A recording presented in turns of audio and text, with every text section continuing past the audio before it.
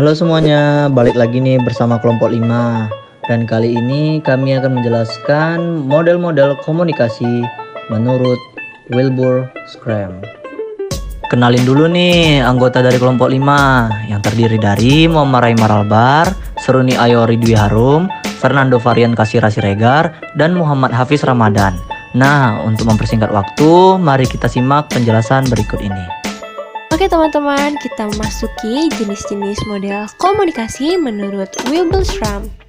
Wilbur Schramm adalah seorang ahli komunikasi yang memberikan pengaruh yang sangat besar dalam memfasilitasi penggunaan model komunikasi linear pada tahun 1950-an.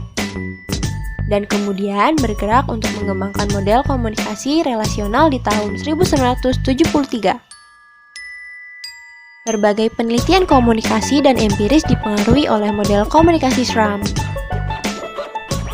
Wilbur Schramm membuat serangkaian model komunikasi, dimulai dengan model komunikasi manusia yang sederhana pada tahun 1954. Lalu model yang lebih rumit yang memperhitungkan pengalaman dua individu yang mencoba berkomunikasi, hingga ke model komunikasi yang dianggap interaksi dua individu. Menurut Wilbur Schramm, komunikasi senantiasa membutuhkan setidaknya 3 unsur, yaitu sumber, pesan, dan sasaran. Model komunikasi Schramm pertama yaitu pengirim pesan dan penerima pesan di awal tahun 1940-an yang didasarkan pada teori peluru atau teori jarum hipodermik dan merupakan salah satu teori komunikasi massa, khususnya teori efek media massa. Model komunikasi Schramm yang kedua yaitu pengirim pesan, dan penerima pesan. Model komunikasi Schramm yang ketiga yaitu pengirim pesan, saluran atau media, dan penerima pesan. Model komunikasi ini kemudian dikembangkan menjadi pengirim pesan, saluran, penerima pesan, dan efek. Dalam model komunikasi menurut Schramm terdapat beberapa elemen-elemen komunikasi, yaitu pengirim pesan, encoder, decoder, interpreter, penerima pesan, umpan balik, media, dan gangguan. Sekarang kita memasuki penjelasan model komunikasi Schramm yang pertama. Model pertama mirip dengan model Shannon dan Weaver. Model ini didasari paradigma stimulus respons. Menurut paradigma ini, komunikan akan memberikan respons sesuai stimulus yang diterimanya. Komunikan adalah makhluk pasif, menerima apapun yang disampaikan komunikator kepadanya. Komunikator aktif menyampaikan pesan, komunikan pasif menerima pesan berlangsung searah dan relatif tanpa umpan balik. Karena itu disebut dengan linear. Model komunikasi Schramm yang kedua. Sumber dapat menyandi dan sasaran dapat menyandi balik pesan berdasarkan pengalaman yang dimilikinya masing-masing. Bila kedua lingkaran memiliki wilayah bersama yang besar, maka komunikasi mudah dilakukan. Semakin besar wilayah tersebut, semakin miriplah bidang pengalaman yang dimiliki kedua pihak yang berkomunikasi. Bila kedua lingkaran itu tidak bertemu, artinya tidak ada pengalaman bersama, maka komunikasi tidak mungkin berlangsung. Bila wilayah yang berimpit itu kecil, artinya pengalaman sumber dan pengalaman sasaran sangat jauh berbeda. Maka sangat sulit untuk menyampaikan makna dari seseorang kepada orang lain. Model komunikasi Schramm yang ketiga.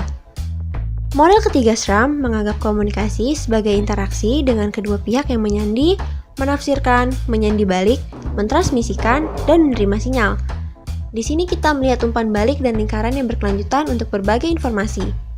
Proses komunikasi berjalan secara sirkuler, di mana masing-masing pelaku secara bergantian bertindak sebagai komunikator dan komunikan. Menurut model ini, masing-masing pelaku komunikasi akan terlibat dalam proses pembentukan pesan, penafsiran pesan, serta penerimaan dan pemecahan kode pesan.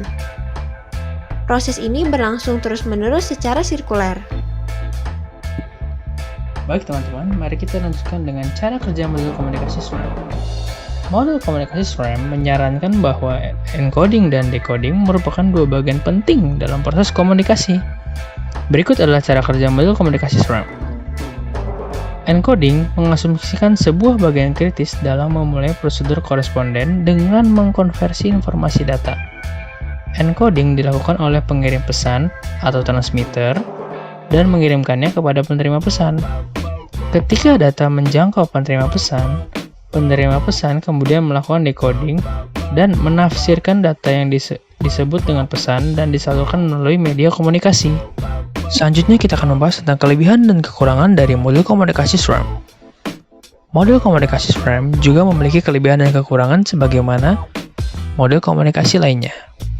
Berikut adalah beberapa kelebihan dan kekurangan modul komunikasi SRAM yang diungkapkan oleh para ahli.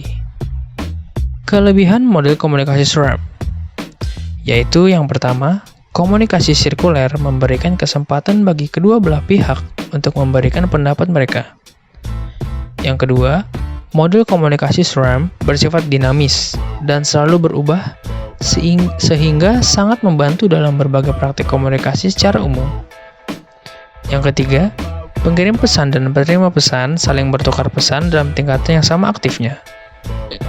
Yang keempat, gangguan semantik merupakan konsep yang membantu pemahaman berbagai permasalahan yang dapat terjadi selama penafsiran pesan.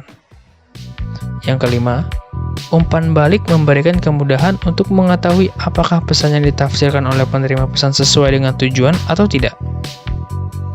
Yang keenam, konsep interpretasi membuat komunikasi menjadi efektif. Yang ketujuh, bidang pengalaman atau efek psikologis membantu pemahaman proses komunikasi dalam beberapa cara dibandingkan dengan cara tradisional. Dan yang terakhir, atau yang kedelapan, konsep konteks membuat berbagai faktor lingkungan dapat dimasukkan ke dalam penafsiran pesan dan membawa perubahan dalam nilai pesan. Sekarang, untuk kekurangan dari model komunikasi SRAM. Model komunikasi SRAM juga memiliki beberapa kekurangan, yaitu yang pertama, model komunikasi SRAM tidak dapat digunakan dalam berbagai tingkatan komunikasi dan proses komunikasi yang kompleks. Selanjutnya, pesan yang dikirimkan dan diterima mungkin saja ditafsirkan secara berbeda. Dan yang terakhir, hanya ada dua sumber yang berkomunikasi. Beberapa sumber membuat proses menjadi lebih kompleks dan model tidak dapat diimplementasikan. Baik, setelah mendengar dari kekurangan dan kelebihan model komunikasi SRAM, selanjutnya kita harus mengetahui manfaat mempelajari model komunikasi SRAM. Mempelajari model komunikasi SRAM memberikan beberapa manfaat kepada kita, diantaranya adalah kita memahami berbagai macam model komunikasi SRAM. Selanjutnya, kita memahami berbagai komponen dalam model komunikasi SRAM dan konteks yang menyertainya. Serta, kita memahami kelebihan dan kekurangan model komunikasi SRAM itu sendiri. Demikianlah ulasan singkat tentang model komunikasi SRAM. Semoga dapat memberikan tambahan dan wawasan dan pengetahuan tentang modal dasar komunikasi yang dikemukakan oleh ahli komunikasi. Kami dari kelompok 5 mengucapkan pamit undur diri. Terima kasih.